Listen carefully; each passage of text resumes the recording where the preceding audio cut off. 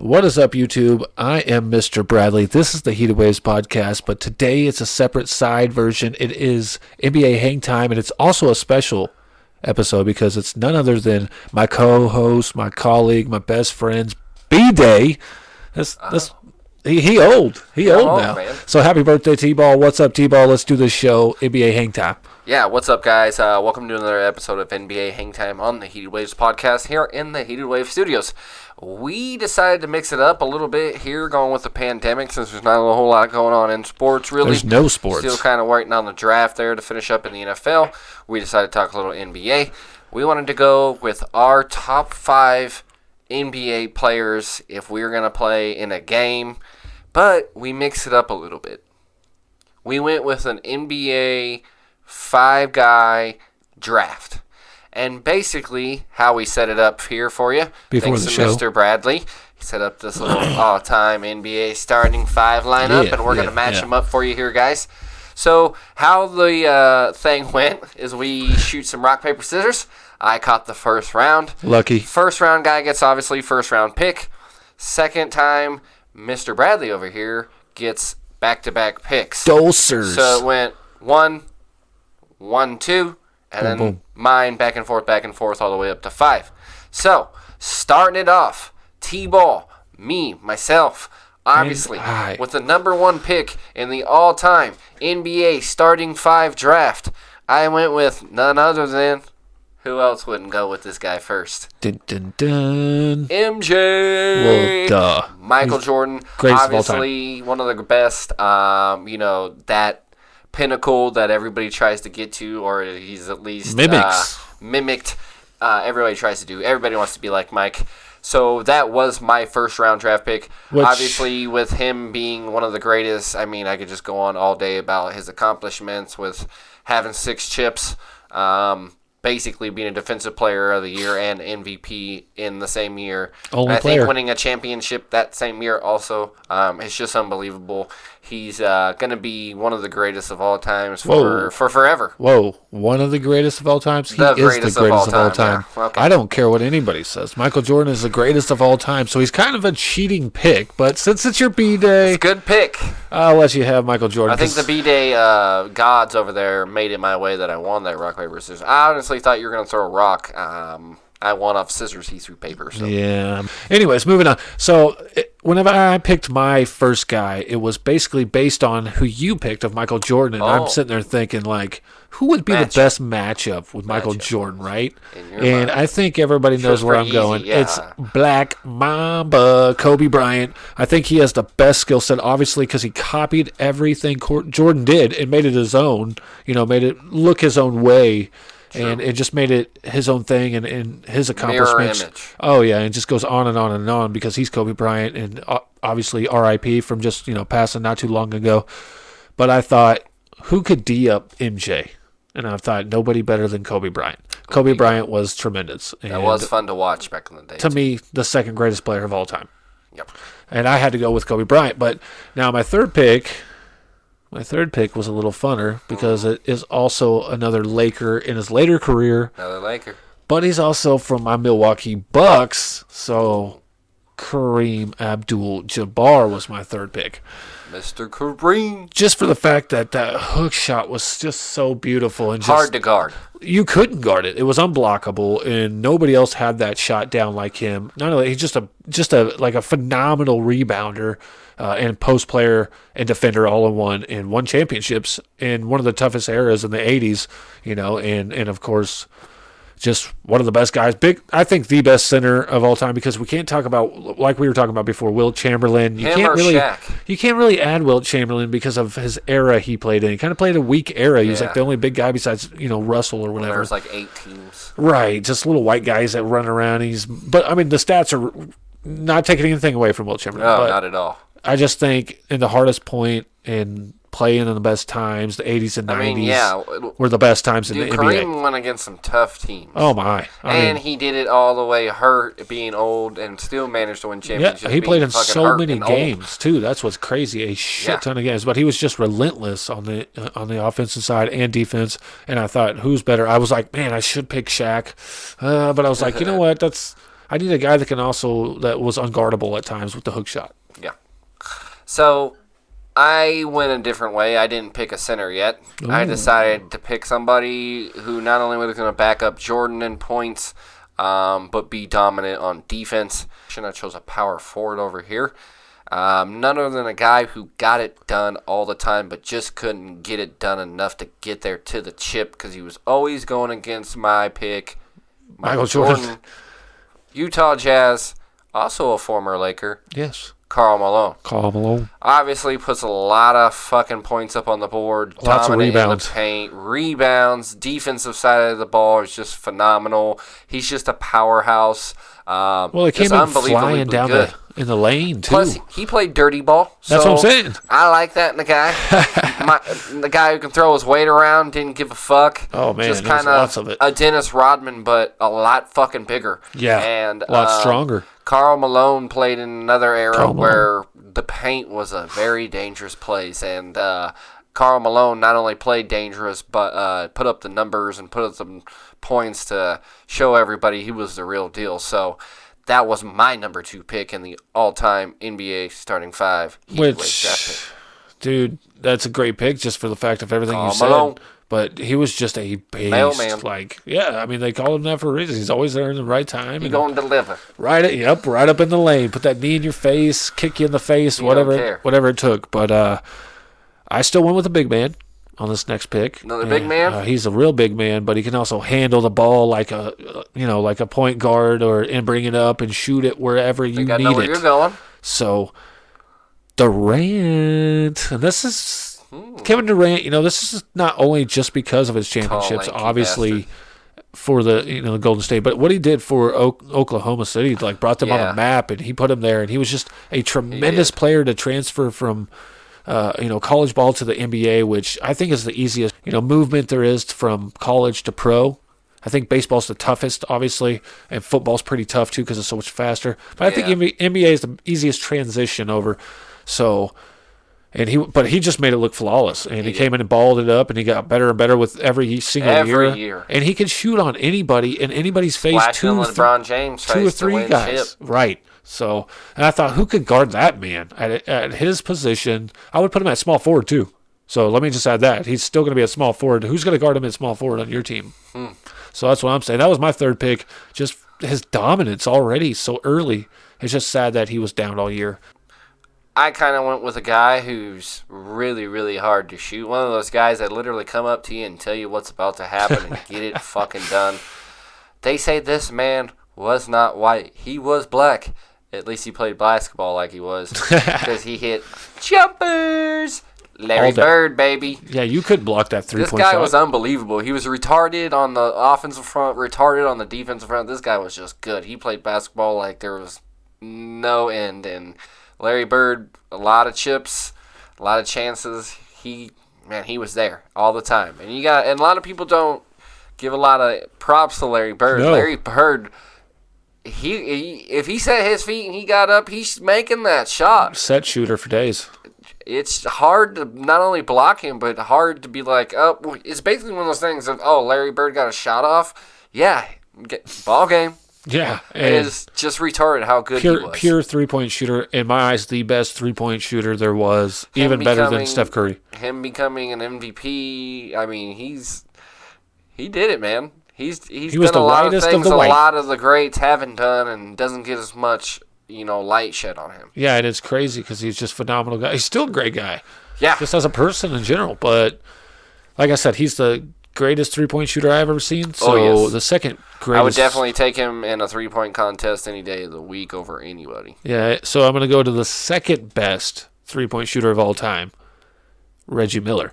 Reggie. I just thought Reggie had the heart and just dedication and Mr. defense. Clutch. Yeah. Again, another guy who's clutch. Mr. Clutch. Never got the championship, man. Nope. He's one of them guys that deserves one so bad. Was usually there. Oh, yeah, he's right there in the mix every single time. Eastern Finals, at least. He just couldn't get over that hump. He was the only guy, though, really there. I mean, they had a couple real good players, but Reggie Miller was just so pure with his game and his shot. Like I said, second greatest 3-point shooter I've ever seen.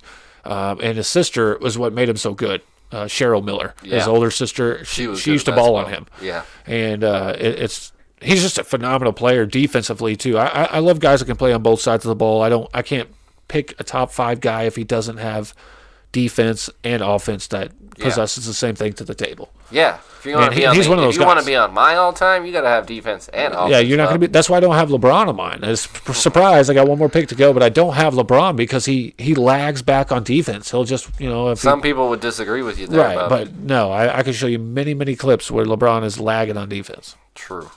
So Reggie Miller, huh? Well, I took a guy who's basically one of the triple-double, quadruple-double masters. One of the best centers, in my opinion, that I think only got 1 ring, Hakeem Olajuwon. Yeah. Played on a great Houston Rockets team, had Clyde Drexler with him. They were kind of in the mix in the Western Finals every year as well. They're a great team, and Hakeem Olajuwon was a big part of that. Hakeem Olajuwon is a beast. Like I said, in my opinion, as a center, him or Shaq or Kareem are my go-to guys. Can't not overlook Hakeem Olajuwon, Nigerian, who is just ungodly gifted with the talent to play phenomenal fucking basketball and make it look easy. And do things big men like him can't really do, even nowadays. And it's kind of sad because Hakeem Olajuwon was a great-ass player, like really fucking good, just so good. But he didn't really get the credit. He just... he never... That was a tough genre, like I said. In the 90s. Played in those, but he won 2 80s championships. and 90s leagues, and it's just great basketball then. He won 2 championships back-to-back, 94, 95, but he's another good shooter that people didn't give him enough credit. He's one of those underrated players that I don't understand. It's like you won 2 chips. And now he has Finals MVP, Defensive Player of the Year, 12-time All-Star. Go on and on and on, and nobody talks about him. So it's a great pick, and he's a great defender. Oh, great defender. I need some defense. Yeah. Karl Malone, and you come in the paint on Karl Malone and Hakeem Olajuwon, you're going to have some problems. Yeah, that was back when you could knock someone's face in the dirt, just knock him straight to the ground. So, all right, well, my last guy. Number 5. Another big man. I went big. Because I was like, if I got 2 shooters at least, if I have 2 shooters at least, I can go 3 big men, right? Yeah. Because, Durant at small forward 6'11", he can shoot over anybody. He can shoot anywhere. Are you going to play him like a big man? That's the thing. Yeah. I'm going to play him like how he plays. But my big man is going to be Tim Duncan. I just thought he was one of the greatest power forwards you could ever imagine to have on your team. Popovich's boy. Oh, man, he could... That off-glass shot, that bank shot, all day from 20. As soon as he faces up. Corner shot? You're done. Bink him. And it's not like he didn't play against anybody good because he played against all kinds of greats. He all in won his championships and, 5. I mean, Jesus Christ. They almost went back to back to back a few times, but just a great rebounder. That's another thing I love, being a big man when I was in basketball. You seem to always have great timing coming off the boards. That ball would sit up there. He's like, now. Yes. And would get it. And he was always efficient when it comes to 11 rebounds per game. You got to rely on him. Career-wise. Average. Just the ultimate franchise player. The greatest. Yeah, stayed true to San Antonio for how many seasons? 20? Forever. Yeah. I'm pretty sure it was 20 or 21 seasons. Yeah, something crazy. It blows my mind. This guy's just so good, and compared to Bill Russell, and he just had every fundamental you could ask for. Defense was always there, gave you every heart. I don't think he missed very many games. And a great guy off the court. Right, there you go. And now I believe he's the Spurs interim coach or head coach right now, or whatever's going on. Well, since the coronavirus is out, nobody's a fucking coach. But when it was going on in the NBA, I think he took over. But I don't like that as a coaching aspect.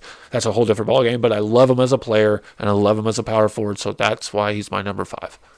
Nice. Not 5 as in center. Some of you guys will be like, oh, you don't know what you're talking about, 5 center forward, power forward numbers. No, I'm talking about number 5 just all time. So, number my 5. 5th pick in the all-time NBA starting 5 heated waves. Point guard? Well, I would have Michael running the point. My shooting guard would be none other than Mr. Magic Johnson. Magic Johnson would be your shooting guard. So over how would Michael Jordan. Yes. Michael would run the point. I'd have Michael running the point and Magic. Magic coming off screens. These would be, I would say, Magic Johnson, I mean, look how many chips he's got. He can pass the ball. He can shoot the ball. He was an all-around great player. He's a big guy who played the point position, and he made it look pretty fucking easy. The passes were phenomenal. Dude, his court vision was impeccable, dude. I mean, just unbelievable. This guy was definitely made basketball look easy, and he definitely looked like he had fun doing it. Him against Kareem, I guess, is how we're looking at this here. Oh, you guess. Like Kareem's just some knock off the top piece of crap that doesn't deserve you. I got a pretty stellar team. I mean, we'll have to see. Tell us what you guys think. Like I said, I got Jordan, Malone, Bird, Olajuwon, and none other than Mr. Magic. Who you got? You better get out of here because this 5 of Mr. B's is going to take T-balls all day. That is Kobe Bryant. Obviously, he's going to be my shooting guard. Then I got Kareem Abdul-Jabbar at the center's position. You ain't guarding that. Get the fuck out of here. He's got that hook shot that's untouchable and rebounds for days and blocking your shit and dunking on you one-handed. Just easy little one-handers. Then you're going to throw in the mix of Kevin Durant. Who's going to guard Kevin Durant at the small forward position? Could you please tell me that? Is that going to be Larry Bird's slow white ass because he ain't keeping up with that? What? I don't know. Fadeaways. And then you add in Reggie Miller at the point guard position, who's going to not only, and I'm pretty sure him and Michael Jordan got in a fight before. Yeah. So they may go one-on-one again since you got him at the point. I'm going to put Kobe over there on old Magic and go Laker versus Laker.